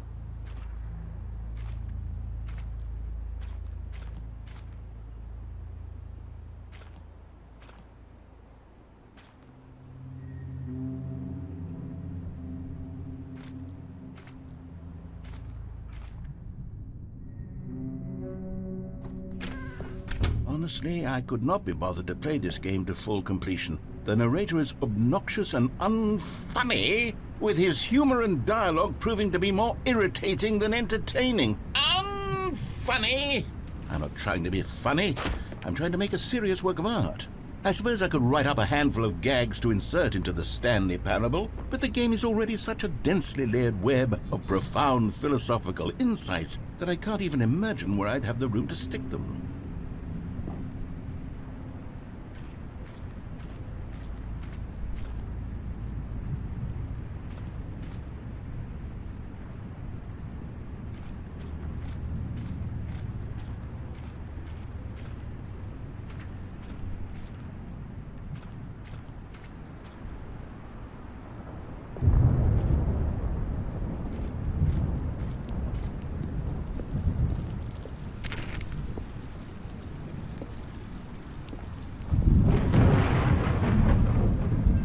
Okay, let's see what this one says. While the idea for the game is good, for someone who prefers non-linear games, this preachiness gets annoying fast. Preachy? Stanley? I'm not preachy, am I? You can tell me if I'm preachy. Honestly, you can. Oh, goodness. This is actually quite shocking for me. Well, to be honest, I had always thought of the game's dialogue as being rather terse to begin with. You can't know how much fluff I cut from the game to get it to feel as light and airy as it... Well, I always thought it did. But maybe it wasn't. Oh dear. What an awful memory to have to hold on to. These black marks on my otherwise unimpeachable track record. I feel like a failure. Like I let these people down. Perhaps the Stanley Parable isn't quite as sterling as I always remembered.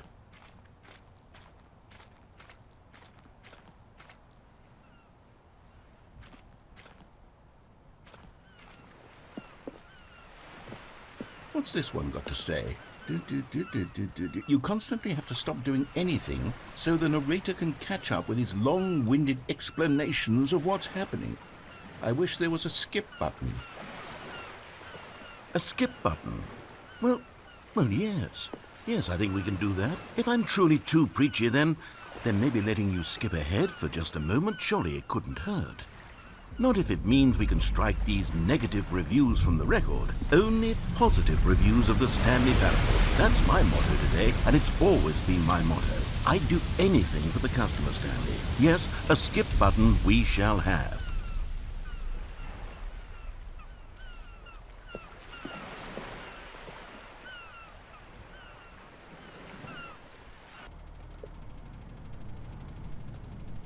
And here it is. Go ahead and give it a shot. I'll pop you forward in time so that the second my incessant droning starts to bore you, with just the push of a button, you'll have zipped right past it. It's what the players have been asking for, and I'm very proud to have delivered.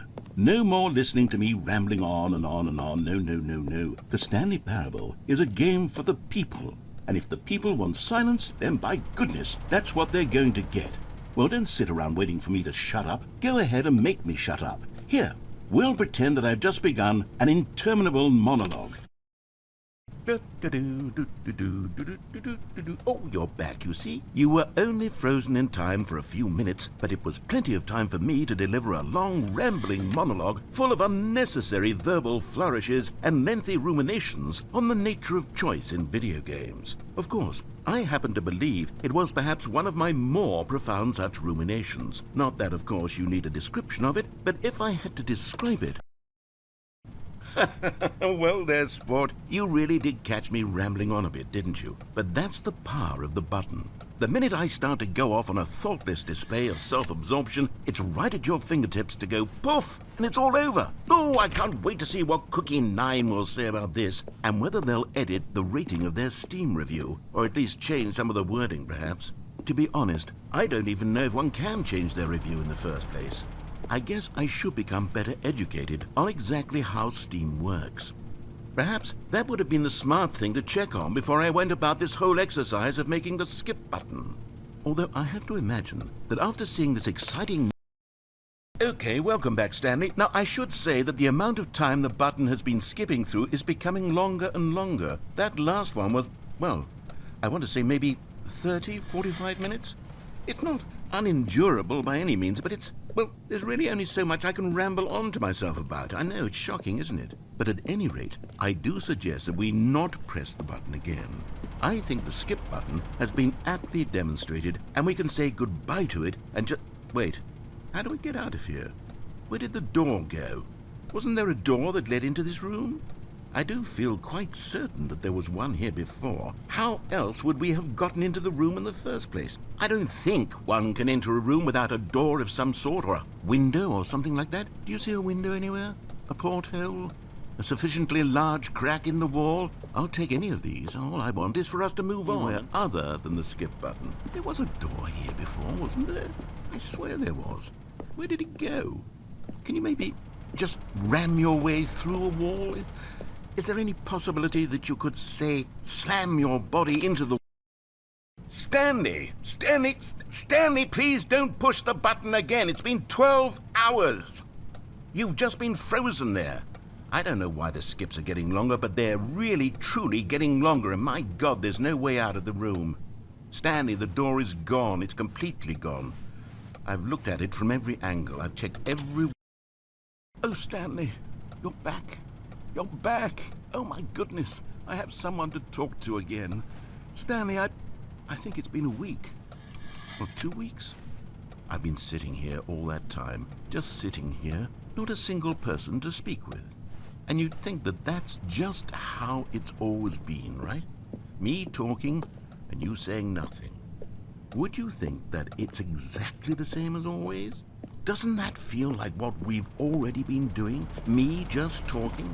But it isn't, Stanley. It isn't the same at all. It isn't even close. Because... Oh, hello. It's you. You're here again. Welcome. I have had time to think about you and about us and about everything we've been through. I've had so much time. I stopped keeping track after a year. Have you ever sat down in one place and not moved for one entire year? Let me describe it for you. To begin with, there is only regret. There is only the turning wheel of missed opportunities. I felt nothing at all but regret for the longest time, Stanley. Days, months. I lost it all in a blur of the deepest longing to undo the past.